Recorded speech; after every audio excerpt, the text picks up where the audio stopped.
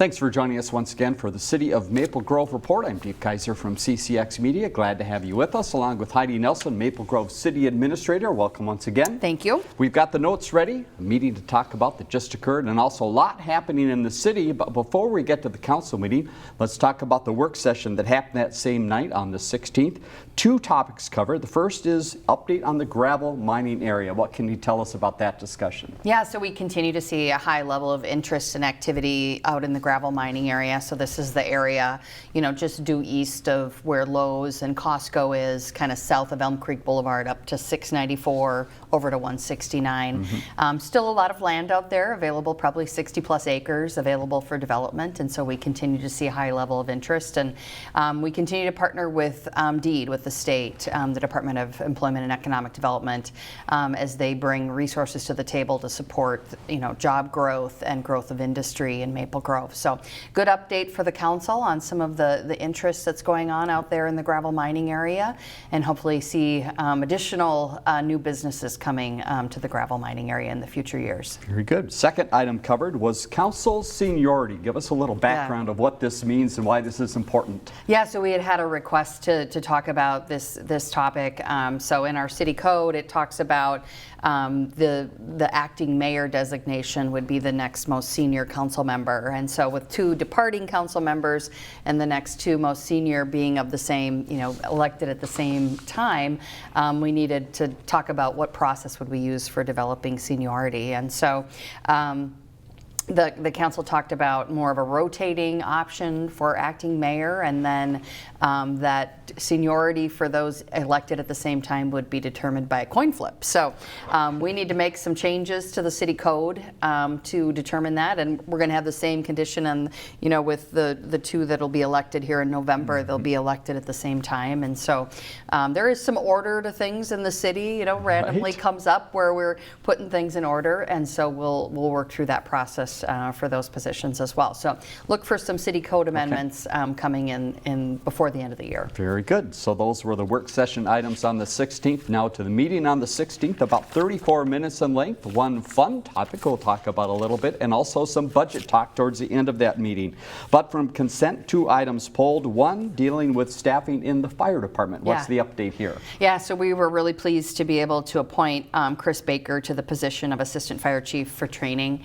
Chris has been with the department for 20 years, in the past 13 years in a leadership role, serving as a fire captain for the department. So Chris is making some transitions with his personal business and hopping on full-time here with the city, and he's been a key leader in the Maple Grove Fire Relief Association as well for many years, helping guide that organization that's helped support pension and activities for the fire department. So very appreciative for Chris's willingness to step up into this role, and he'll be leading the fire department into the future. So congratulations to Chris, and he's going to get on board with us in a full-time capacity here next Monday. Now to the fun item on the council agenda, and it had to do with about photos. Many photos. Tell us about the contest, and you had some people getting some awards. Yeah, so this was our annual Maple Grove Moments photo contest. Just a great effort. We had over 450 entries from 126 residents, so just a really high level of participation. We're so appreciative of those folks that contribute these photos to the city. We use them. We use them in all of our publications, our social media, any of our communications efforts, and it really saves us from having to go out and buy stock photo from organizations, and then they're relevant. They're pictures of our the Maple Grove dogs and Maple Grove people and Maple Grove places, and we really love how that comes through in our communications efforts. So congratulations to those who were awarded kind of those top three places for the different categories on Monday night, and just really appreciative of the effort our residents put into this, and it's just a great way for us to engage with the community. So another great year in the photo contest. And be watching for the photos. Yeah, and thanks to Carol Morris, our communications coordinator. She puts a tremendous amount of effort into this program, and then she gets to use the fruits of that labor on the back end in all of her work. So thanks to Carol as well. Next, community and economic development items. First item was Minnesota Rural Electric Association. They are looking to do something with one of their existing buildings. What could happen here? Yeah, so this is the Minnesota Rural Electric Association. They are located just off of 73rd, just south of 694, east of Hemlock, kind of kitty corner from Perkins down there. Got it. If you drive by, you might not even notice them back in there. They're kind of hidden. They're next to a electrical transformer transfer station, and then kind of tucked in the trees there. So they were in need of additional space. This is an organization that serves all the rural electrical associations throughout the state, located here in Maple Grove. So they're going to kind of redo that site and build a new building. So we're really grateful for the reinvestment here in Maple Grove to serve those rural electric associations. And so you'll start to see some construction.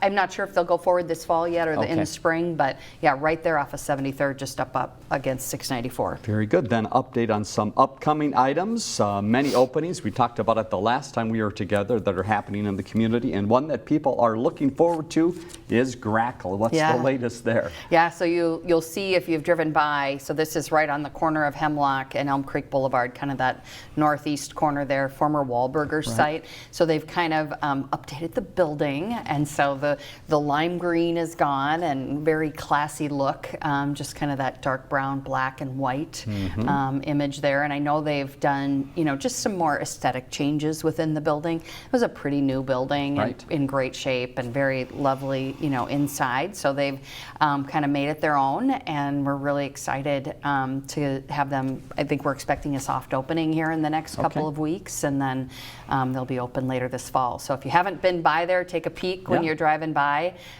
Just a really sharp addition to that corner there with some of the aesthetic changes they made to the exterior. And Planning Commission coming up with a meeting on October 14th, and it sounds like a number of items could be on the agenda. Yeah, we've had some trailing items here that were planned for this last Planning Commission that didn't quite make it there with the work that we do with these developers at a staff level, and so likely to see them coming forward on October 14th, and then that'll go through to council on the 21st. Next item from the meeting, update on engineering and public works, and the mention was the yard waste site. It's going to come in very handy very soon here with the leaves changing. Well, it certainly doesn't feel like fall out there, or that we should be worrying about doing winter or fall yard cleanup, but it's going to come, I think, next week. So the yard waste site, just as a reminder, open through the end of November 30th, free to Maple Grove residents right there on Maple Grove Parkway and 610. Just need your ID proving your residency in Maple Grove. So they accept grass, leaves, brush material, and so as we get into these fall months and people start cleaning up their yards, an important resource in Maple Grove. Yep, that time is here. Next was administrative items, a few items before the update, and one a very big item that we've been following. It's the budget process. Where are we in the stage now? Yeah, so this action on Monday night was to set the preliminary levy at Hennepin County. So by September 30th, every city in Hennepin County has to set their preliminary levy, and so that sets the high water mark. You can go down from there, not up. This is what will be reported out on tax statements as they go out later in the fall, preparing for that truth and taxation hearing, which will be held at the first council meeting in December, which falls on December 2. So lots of work on the budget this year. We had a couple work sessions in August. Some key positions here that have been talked about for a number of years that are going to be included in this year's budget. We have a new zoning enforcement officer in community and economic development. We just continue to see those issues grow in our neighborhoods in terms of doing code enforcement, and so that has been something that the council's been talking about for a few years, and this most recent year we did address that through some temporary staffing there, but I think the ongoing need continues, and I think as our community continues to age, not only in our residential neighborhoods but also our commercial districts, the need for additional code enforcement support is there. Couple of positions, more internal services, human resources, and finance, just additional support there. A lot of it driven by some new state mandates for benefit programs, as well as federal mandates on GASB accounting reporting that continue to kind of grow the obligations of our internal services. So human resources adding position, finance adding an accountant, and then in our police department, this is something that has been talked about for a number of years, but adding in a deputy chief position to provide additional leadership and oversight in the police department. So we talked about this over the last couple of years during our council strategic plans, planning sessions, and budget work sessions. And so we had done a study with the Axtell group in the past year, just looking at police department leadership and capacity, and sort of the need for some additional, management level support there. And so this position would come on board mid-year 2025, so like a July hire. Okay. So you'll see that one coming through. And then just other things that are kind of budget pressures this year. Our health insurance, we had a pretty significant increase, high claims year. 28% increase in our premiums, and we continue to need to look at our benefits for family. We have a lot of new young employees at the city that are starting families or have young children, and so that family benefit is pretty key in terms of us being competitive in the market to retain and recruit employees. And then just overall general inflationary pressures. A lot of pressure on equipment costs for the city, fire apparatus, regular vehicles, squads, plow trucks, those types of things. Utilities, all of those types of things continue to have, much like what we experience in our homes, inflationary pressures, and then on wages as well. So those were the main drivers of the budget this year. We got that levy in at 6.96%. Okay. I think we're not alone in sort of struggling to manage that levy against inflationary pressures, and then just kind of those growing service needs at the city level. So we're sitting kind of middle to lower of the pack of our comparable suburbs. And so all that information's available out on the city website in that agenda packet for this meeting for September 6th. 16th, for folks to go out and take a look at that. So we'll see this come back. The final budget hearing will be on December 2, truth and taxation hearing that night. Your tax statements will be out by then. Okay. And then we come back on December 16th and adopt that final budget and levy. So lots of information out there on the budget. Yes, as you can see, quite a process. Again, maplegrovemn.gov is the website if you want to find out more information in that agenda packet from the 16th. Then the council stepped aside and called to order the EDA because they had to go through the same process. Yeah, so we adopt an EDA HRA levy every year. It's $150,000. It's been the same number since 1999, so not a lot of movement here. We're able to do economic development and housing activities with other funding sources. Relates to that CBDG discussion we had earlier about those dollars that came through the county or come through the county currently. So this levy set at $150,000. We use it for various housing programs in the city, and so the EDA, council sitting as EDA, considered that. And again, this is kind of that preliminary adoption. It'll come back in December. So back to the council then. Final note of the meeting was your notes related to the election. It is that time of the year, and things are going to heat up a little bit at the city government center very soon because you'll have voters coming in. Well, this very Friday, September 20th, we start absentee voting for the general, which seems kind of crazy to me since it's still 85 degrees out. But absentee voting by mail or in person at the Maple Grove Government Center, hours are 8 to 4:30, Monday through Friday. As we get closer to the election, there will be some extended times, Saturdays, weekends, that type of thing. So just everyone who votes absentee, whether by mail or in person, is required to complete an absentee voter application before receiving their ballot, and then residents can register to vote at the same time that they absentee vote. So if you're not currently registered, you can take care of that. Good. So we'll be doing that on the second floor of the government center for now until the volume becomes such that we need to shift downstairs. We'll be doing that then in the council chambers area, probably about 10 days to 14 days prior to the election. We see that increase in volume. Got it. A couple candidate forums coming up. Tuesday, September 24th for House District Seats 37A and 37B. So that'll be at the Government Center at 6:30 that evening. Available also on CCX Media, so folks can catch up with that later if they aren't able to attend. And then Tuesday, October 8th for the Maple Grove City Council. These forums are both held by the League of Women Voters. Right. So again, 6:30 at the Government Center, but also you can live stream on CCX also catch up with it later in a rebroadcast. So we're going to start to get heavy into the election season here in the coming weeks. Yeah, very busy time of the year and a busy council meeting, as you heard. So that's it for the meeting of the 16th. Let's now hop to other things happening in the city. And first, a recap. One thing happened just recently that had a lot of people out in the community on a beautiful day. Yeah, so we had Rock in the Grove on last Friday night, September 13th. It was a great evening. Still in the 80s, 7:30, 8 o'clock at night. Large crowd out there. Couldn't have asked for a more beautiful evening. I think they had almost 3,000 folks in attendance at the concert. So really appreciate Maple Grove Lions puts on this event. A lot of coordination between the city, Experience Maple Grove Lions Club as supporting the event. So kind of came off without a hitch. I asked police, what kind of police calls did we have? And we had none. So excellent. I think it was just a great night for a concert in the Grove.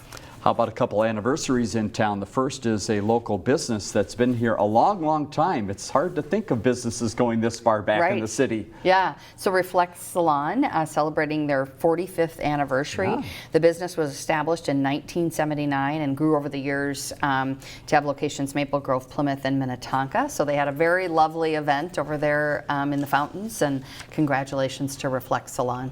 And here's a favorite of a lot of families that's celebrating an anniversary coming up. Big number 50. Where's this? Yeah, so this is the Eastman Nature Center up at the Elm Creek Park Reserve, Three Rivers Park District property, right in Maple Grove's backyard. So they're going to be celebrating that golden anniversary event on Saturday, September 21 from 1 to 4 p.m. at the Eastman Nature Center.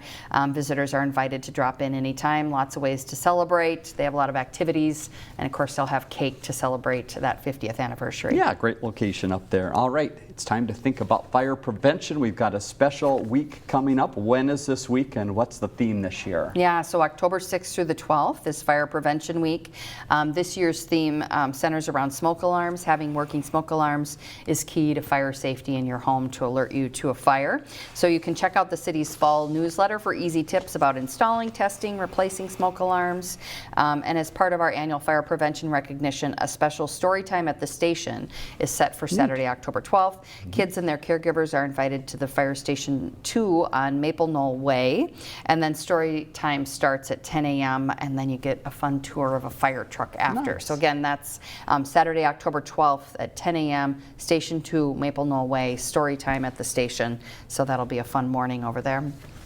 Something that ties right in is recreational burn permits. It's that time of the year when it gets a little cooler that people might have a fire in the backyard, but there's something they need to do. Yeah, so we do offer recreational fire permits. It's a free permit from the fire department. Our intent here is to just make sure everybody kind of knows the rules of the road here in terms of recreational fires in the backyard, distance from structures, size of fire, those types of things, materials. So encourage you to go on to the city website and get that permit, and then there's lots of educational material that comes there just to help with neighborhood safety and recreational fires. Also the time of the year when people looking to maybe clean out the garage a little bit, get ready for winter and get the cars back in, and you've got a few dates coming up that can help out with that. Yeah, so we have the curbside pickup on Monday, September 30th. This is for unwanted items like appliances, tires, propane tanks, scrap metal, those types of things. The curbside, you do need to register ahead of time so that we know we're going to be coming by your home. So crews pick up appliances and tires from residents' homes. Items must be at the curb no later than 7 a.m. on the 30th. Payment must be received by 3:30 on the 26th. So all that information available on the city website. And then the drop-off cleanup day is Saturday, October 5th. Residents can dispose of items from 8 to noon at our Public Works facility on Forest View Lane. And again, all the information about what they accept and whether there's a fee associated with it is available on the city website. Very good. Get out there and get involved. We talked a lot about trees this year. Really been a tough year for trees with the emerald ash borer, but here's something positive for trees, a tree sale coming up. Yeah, we have had a lot of impact of emerald ash borer, and I think more to come. If you drive through the commercial district around Arbor Lakes, you'll see a lot of trees tagged, either with a green or pink stripe, and those are tagged for removal. And so part of that, we need to get those out of there, but then really, in the commercial district particularly, Yeah. those need to be replaced. And so working with those property owners to get a more diverse species of trees put back in those Sure. areas and encourage residents to do the same. Yeah. And so a great way to do that is the city's annual tree sale, a nice selection of shade and ornamental trees. Residents must place their order by October 1, and then those trees are available for pickup by October 12th. So great time of the year to be planting trees in that fall time frame, and then details available on the city website and in the fall newsletter about that tree sale. Really nice pricing on some of those trees, and I think they're bare root, and so those tend to be, you know, they grow a little bit faster. Yep. And so great opportunity there to get those trees planted. Final couple notes, get your calendar out. We've got some great things coming up in the city, and the first is Oktoberfest, and you've got a couple partners working together on this event. Yeah, so this is Saturday, September 28th, so coming up here in about 10 days, noon to 7 p.m. at Central Park. Partnering with Omni Brewing for this event, so a great Oktoberfest type event. In addition to food and beverages, they have craft vendors, a petting zoo, axe throwing, face painting, live music. It'll just be a great afternoon at Central Park. The market continues on, the farmers market over at the Church of the Open Door location. What's coming up? Again, remind us of the hours. Yeah, so we're going to be moving into the fall season here. So apples, squash, pumpkins, all those types of things Good. coming along. 3 to 7 on Thursday afternoons up at Church of the Open Door. Lots of vendors, live music, ready to eat food. So it's also just a great outing in the afternoon and bring the kids and have fun. And then note on October 3rd, we'll start to brief up those hours because it's getting dark a little earlier. Yes. So we'll go to 3 to 6 p.m. Starting on October 3rd. Another festival happening on the 28th. This is in the afternoon, and it's got a unique name to it. Tell us about this one. Yeah, so this is the Water Lantern Festival. It's a private event that's put on. They rent the town green area for this event. There were actually pictures captured of this in the photo contest that were absolutely stunning. Yes. It's a beautiful night. So this again is on Saturday, September 28th at Town Green from 4 to 8 p.m. Tickets are required for this event. Again, it's a private event. It's not hosted by the city. It's the festival organizers offer tickets and then entry into the festival area, a floating lantern kit, and commemorative items. And so this is really kind of almost like a memorial event for families to come and honor maybe someone who's been lost in their lives. And so waterlanternfestival.com, but also in past years, several thousand people. So if you're coming through that area on Saturday, September 28th from 4 to 8, know it's going to be a busy time. Not only we have Oktoberfest over at Central Park, but this festival over at the Town Green. One final note to get your calendar going in October, and that's October 10th, a very special event coming back to the city. Yeah, so October, of course, is Domestic Violence Awareness Month here in Maple Grove, a very important issue to the city, something that we spend a lot of time trying to get information out to the community and let folks know that there's help available and there's services available to them if they're experiencing any type of violence in their home. So the nonprofit that we work most closely with is Maria's Voice, and of course that's in memory of Maria Pugh, who was murdered by her husband here in Maple Grove back in 2020. And her parents, Bill and Lissa, took their loss and generated it into this great nonprofit that works to provide education and awareness throughout the community. And they've been now expanding this to a lot of different cities around the metro area, thanks to some funding they received through Congressman Phillips' office. So. Community Tribute will be Thursday, October 10th. This has been happening now for a few years, this Community Tribute in October. Thursday, October 10th from 5:30 to 7. This year, changing the venue over to the Pheno Pavilion at Central Park. They have music speakers and then a candlelight vigil. We've had some years where it's been a little cold and rainy over there at Town Green come October. And so they're moving this event inside, and there'll be portions of it outside as well. But mariasvoice.org for more information about this great event in Maple Grove. All right, there you go. As always, a lot happening in the city of Maple Grove. Heidi, thanks for all the information, the update on the council meeting. Let's leave you with the city's website again. A lot of information there, that information about the budget and other things that are coming up down at the lower left, maplegrovemn.gov. Next council meeting, Monday, October 7th, 7:30 at the Government Center. Thanks again for joining us right here on the City of Maple Grove Report.